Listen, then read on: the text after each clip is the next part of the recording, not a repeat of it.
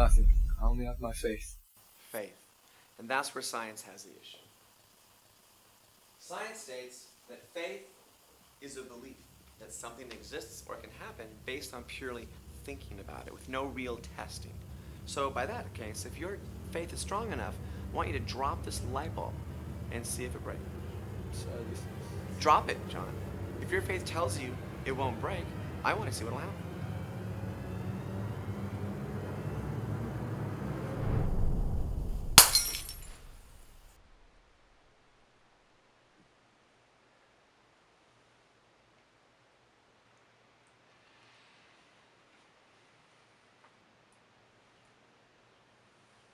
Dear God, today is the day. Is it wrong to be nervous? Is it wrong? I don't know. I know that it's the right thing to do, but why am I so nervous? Every morning for the past year I've been preparing for this today. And it's finally here. I'm just praying just so I can build up enough confidence. Give me the strength and courage that I need today, Lord. This is the time when I need you the most. The crucial points in life.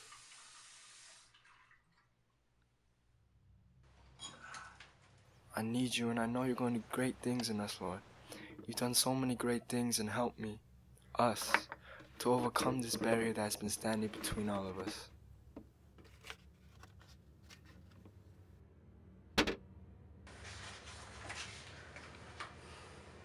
Every year, the professor questions his class on the reality and truth of God. Is he truly the one and only God? Why do students have faith in him? Is God even real? The professor would isolate anyone who dares to go past his boundaries and defeat them with his so-called philosophical terminology and knowledge.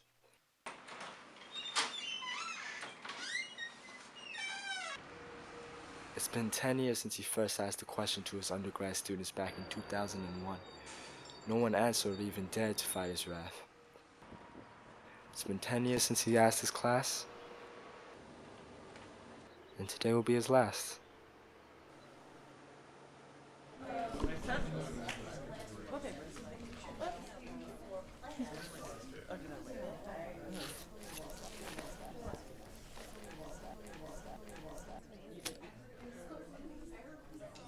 You see that box over there?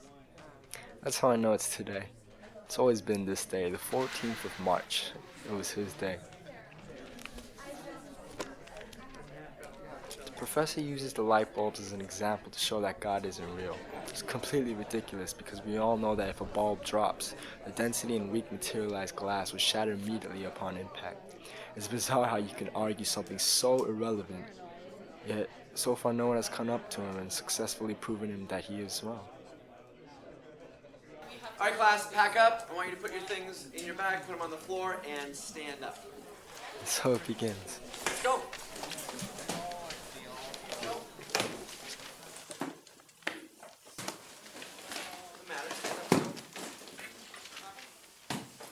All right, class, I'm going to make a series of statements.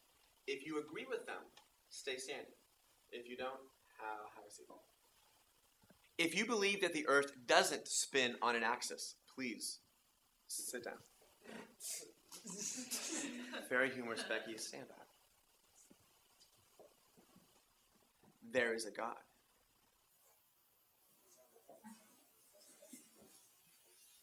Satan exists.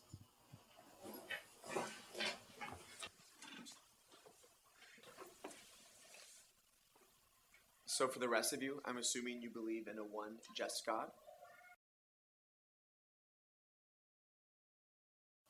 John, you're a Christian, aren't you? Yes, sir.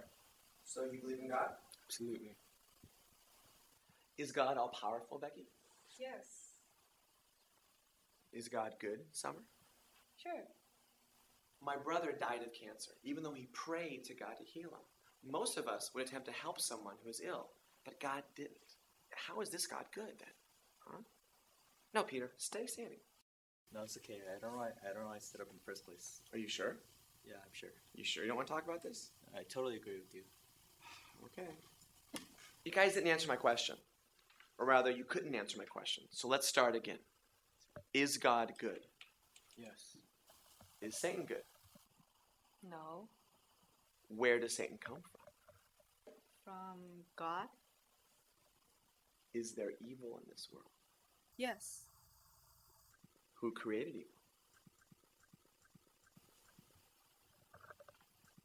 Is there sickness, hatred, repulsiveness, immorality? All these terrible things exist in the world, don't they? What is this? A light bulb? If I were to drop it, would it break? Yes. If I were to drop this on the floor, would it shatter? Yes. If God existed and I dropped this on the floor, could he prevent it from breaking? Right somewhere.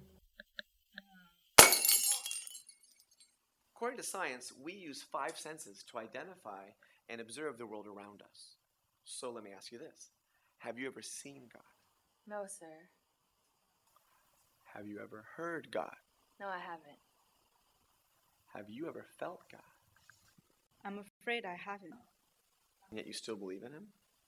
Yes. So then according to the empirical theory, science says your God doesn't exist. What do you say about that? Nothing. I only have my faith. Faith. And that's where science has the issue. Science says that faith is a belief that something's going to happen just by thinking about it, just by knowing it's going to happen and believing it. So if you have faith, then drop this, Becky. Drop it. Sir, this is... Becky, if your faith is strong enough, Becky, you should be able to drop this and it won't break. Go ahead. I want you to see it.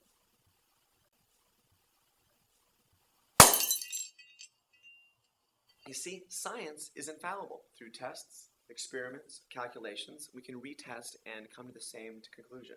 However, faith can be shattered. Science proves that faith in God is flawed. Any questions? Yes? Sir, does heat exist? Why, yes. Then does cold exist? Yes. Actually, sir, it doesn't. You see, you can have lots of heat, superheat, mega heat, ultra heat, white heat, a little heat, and even no heat. But you see, cold doesn't exist. You can go 273 below zero, but that's about it. You can't go any further than that. Cold doesn't exist. Sir, we can't measure cold. It's not the opposite of heat, it's just the absence of it. So what's your point? Sir, I'm saying your philosophical premise is flawed. Flawed? Can you support that statement? I can, sir. You're working on the premise of duality. You argue that there is life and that there is death, a good God and a bad God. You view the concept of God as something that we can measure, something finite. However, not even science can fully explain a thought.